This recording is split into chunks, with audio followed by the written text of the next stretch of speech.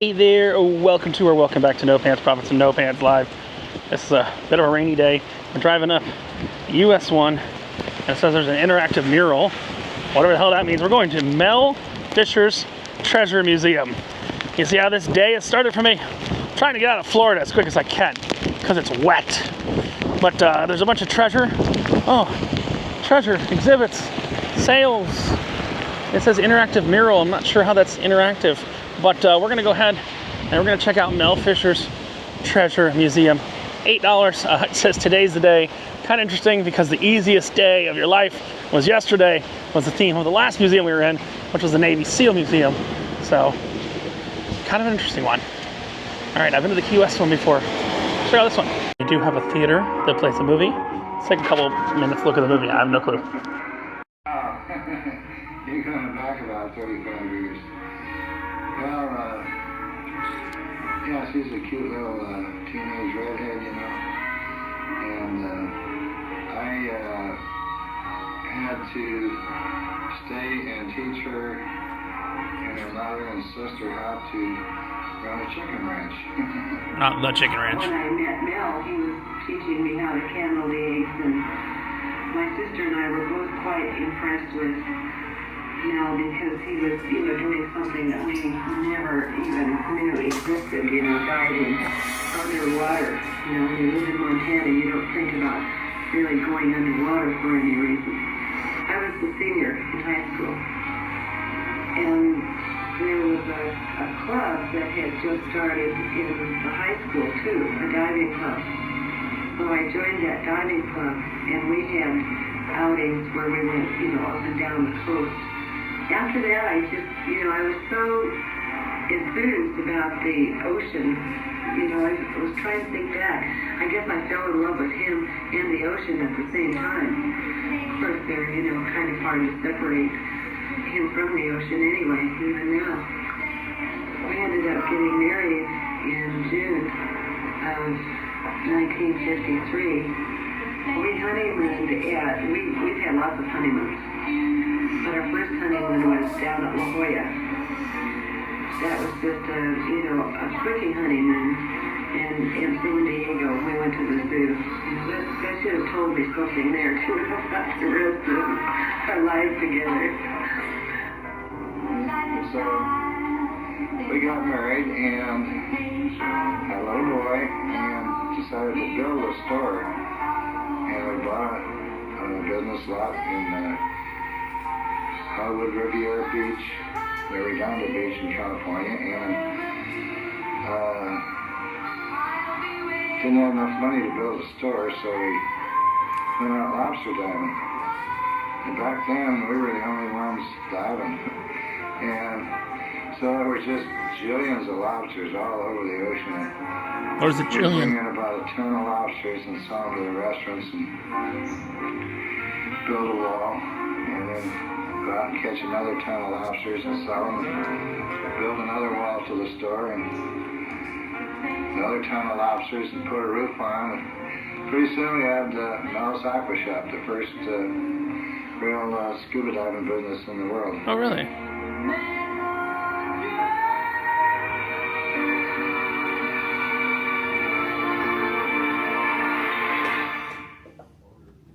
The modern-day hunt for the 1715 treasure fleet began more than 40 years ago when an unassuming man by the name of Kip Wagner was beachcombing along Florida's central coast. Wagner was a building contractor who used to go up and down the beaches looking for decorative pieces of driftwood. What he found was treasure. Once the tarnished silver coins were cleaned, they were easy to identify. Spanish pieces of 8, irregularly shaped coins containing 1 ounce of pure silver that were minted in the New World between 1531 and 1815. Kip noticed that none of these coins dated past 1715, so he started to research shipwrecks from that time frame. Their big break came in 1959, when Dr. Kelso found an authentic 18th century map of eastern Florida. The map had been published just 50 years after the 1715 fleet was wrecked. Next to the Sebastian River, a specific notation stated, Opposite this river perished the admiral, commanding the plate fleet of 1715. This was exactly where Kip was finding coins on the beach. Most of the men had other jobs and could only devote weekends and holidays to the salvage efforts. So Kip decided he needed a new partner, one who could work full-time on treasure hunting. The man he approached was an expert diver named Mel Fisher. In 1985, Fisher became known as the greatest treasure hunter in the world when he found the famous Spanish galleon, the Atocha. But back in 1963, Mel Fisher was just another man with treasure fever and big dreams of striking it rich. He and his wife, Dio, agreed to devote 1 year of their lives to the treasure hunt. His deal with Kip Wagner? A 50-50 split on anything they found, after the state of Florida collected its share. Mel sold his home and his scuba diving business in California to raise cash for expenses. Huh? He also assembled a crew that agreed to move to Florida and work for 1 year without promise of pay. I can't do it by myself. I was telling the people how to. One in particular held the key to finding fortunes. A self-taught electronics genius named Mel Fisher. He had built his own proton magnetometer. He picked it up first, and we started treasure hunting with it. For more than 250 years, only the creatures of the sea had known the location of the Spanish galleons from the 1715 fleet, which sank on this popular treasure route along Florida's east coast. It was Field's magnetometer that helped lead to their ocean graves. And it was Mel Fisher's own invention of the mailbox that helped uncover the past. We turned that thing on for 15 minutes, and talk about success. In 15 minutes, I uncovered thousands of these gold doubloons, just dazzling, blinding, beautiful. Uncovered cannons, silver plates, pieces of eight, even an entire chest of Spanish coins, still bonded together by the elements of time. It was the lost wealth of a past empire, rising from the sea a quarter century later to fill the missing pages of history. Those were the early days of treasure salvers, when Mel and his divers kept office and a museum of finds aboard the Golden Doubloon, a life-size replica of a Spanish galleon. Yet, even at this point, they were never rich. All money was poured back into ocean excavation. It's unfortunate in those days we didn't know how to turn treasure into money. I hope we've learned. I'm not sure how much we've learned, but I hope we've learned a lot since then. A steady discovery of small relics and coins from Spanish wrecks was enough to keep them going in those beginning years of struggle. But the crown jewel of sunken wrecks was always on their minds. That fabled ship which had evaded treasure hunters for centuries, reputed to be carrying more wealth than any other ship in the history of treasure fleets, the Atocha. The year 1622. Spain is at the height of its empire, the vanguards of European exploration and colonial expansion. Less than 100 years after sending Columbus on his first journey to the New World, the Americas have become Spain's backbone of wealth, importing countless amounts of copper, silver and gold, tobacco, gems, jewelry, you name it, Spain ships it home. The distance is vast, and without satellites or radar, unpredictable Caribbean weather can catch even the most formidable seafarers off guard. The Spaniards were following this trade route for 300 years, and they lost a lot of ships. In the summer of 1622, the Spanish spent 2 full months loading an admiral's galleon named Our Lady of Atocha with immense amounts of treasure. Before embarking home, she set sail to meet up with the rest of her fleet in Cuba. Well, one day after they left Havana, they got hit by a hurricane. The admiral's galleon and 8 other ships are slammed against shallow reefs near the coast of Key West. Before long, she sinks, right along with all of her precious cargo. The treasure sat there until we found it. 400 years. just right there in the bottom. And I read about the Atocha in a book called Potter's Treasure Divers Guide. And it had 4 stars next to the name, which meant it had a big cargo on it. So they decided to go look for it. So, interesting. Way out to They sea found the from boat. Jamestown, and it ended up way north of the galleon Kinda wild. anchor in the cannons. It's tumbled and rolled for 10 miles out there. Can you imagine that?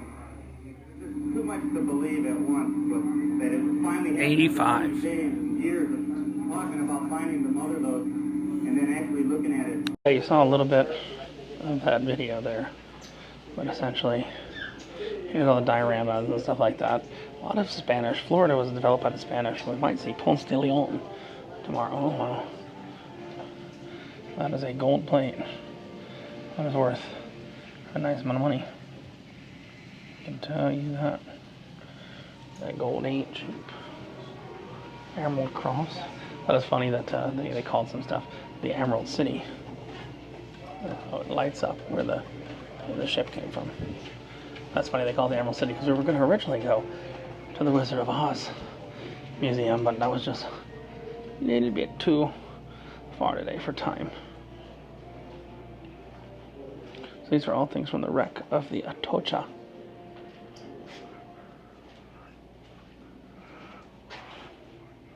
Here is microfilm. Eugene, Vero Beach local, and friend of the Fisher family, studies microfilm of the original manuscripts located in the archives of the Indies in Seville, Spain. I like the caution glass window. Artifacts before the conservation process. And then years after they cleaned them up. Some gold screws and stuff like that. That is likely a silver bar, yeah. It's from the Atocha.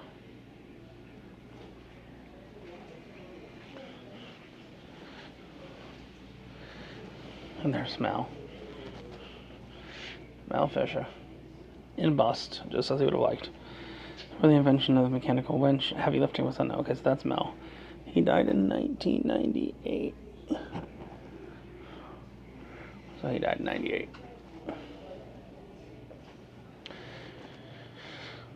Conch Republic Rum Company made a spiced rum for the Ochoa. That's funny. Natural spices. Oh. Yeah. Bar made. Commemorative bars were made. Oh, Mel's got quite a story behind him. Mel's musical background. We're going to stay away from that Pirates of the Caribbean song that's going on in the back.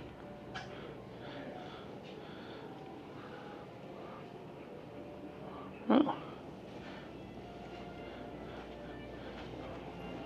Pretty cool layout. Please only mark paper. That's a femicide with the gold bar. I wouldn't say it's the actual gold bar. Bullion and coinage. Wow. Underwater camera housing, which was designed and built by Mel in the early 1950s. A weekly TV show in Los Angeles and made scuba training films for the United States Navy. Marking the wreck site. Touch to start. Wow. Well, we want the 1715 fleet. Oh wow. Cannon rack, anchor rack, wedge rack, cabin rack. Oh, that's how they went under and found the things.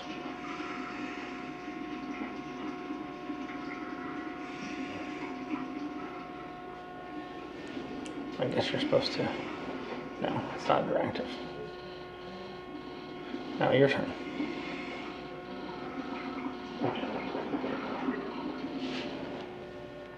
You can detect something on the ocean floor. What do we find?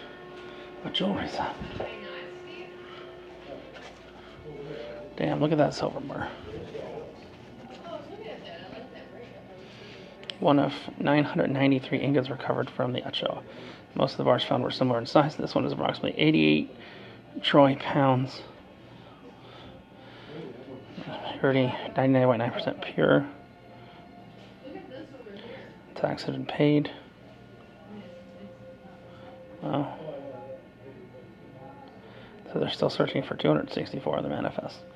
That's a silver bar right there.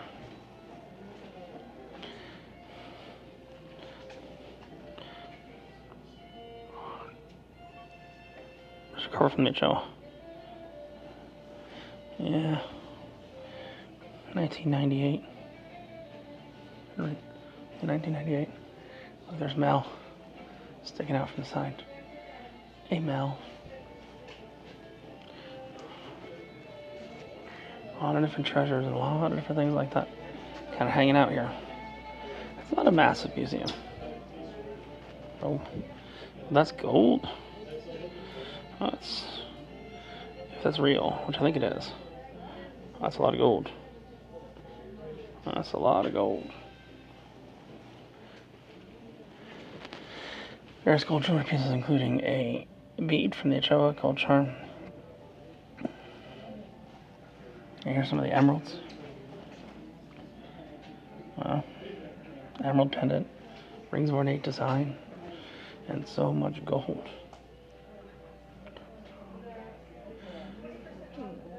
No, this is not from the Atocha. This is way too modern. Yeah, way too modern. These could be older.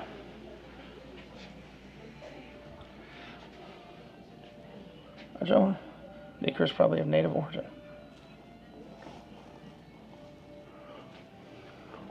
Teaches you how to tie knots and stuff like that.